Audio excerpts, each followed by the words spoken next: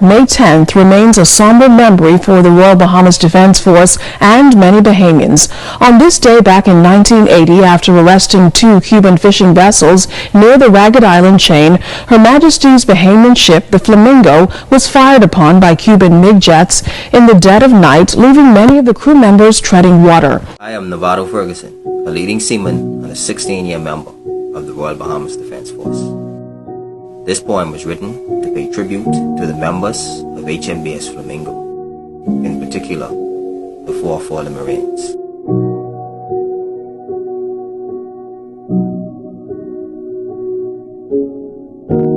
On May 10, 1980, under the command of Lieutenant Commander Amos Roll, Her Majesty's Bahamian ship Flamingo set sail on a 10-day patrol.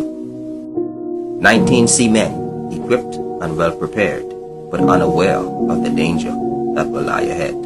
It was an act of bravery that led them to their fate, when in broad daylight, 2 Cuban vessels they chased. Stop your vessel instantly. The order was ignored, and the Cubans continued on the run. Bang, bang, bang. The Marines fired warning shots across their hull. Fear struck the hearts of the Cuban natives as they brought their vessel to a halt. Now HMBS Flamingo acted in the capacity of a tug. Both of the Cuban vessels were seized and all appeared well. Flamingo and her crew set sail for homeward boundaries with nothing in sight but the ocean's surroundings. Onward to base to tell the tale of their catch, when out of the clouds appeared 2 Cuban fighter jets. A salvo of rockets were fired from overhead. Mayday, mayday, we are hit, we're hit. Sinking was imminent, so the order was given, all hands, abandon ship. The Cuban fighter jets' 20mm cannons roared, whilst the captain of the vessel was the last man on board. As smoke fumes intensified and water became knee-deep, his last action was to grab a fender and dive into the sea. As he floated toward his crew, he asked himself, is this the end? The fighter jets appeared, and shots rang out again. Flamingo had now vanished into the sea, and the jets flew off into the wind. All appeared well, but disaster struck again. What should have been a 19-man muster came short of 4 seamen. A search was conducted, but it was to no avail. The 4 seamen made their graves in the sea they once sailed.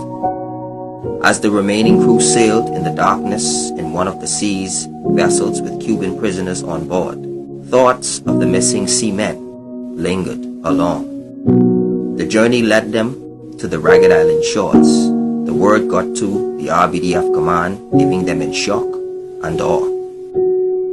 All wasn't over, because the Cuban fighter jets appeared once more, hovering over the island as if it had come to finish what it had started earlier on. They eventually departed, leaving the island in peace, while Commodore Swindley appeared with a rescue team.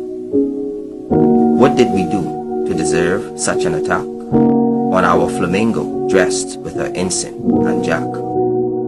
It was very emotional for the men to retell the story of how Flamingo went down in all of her glory.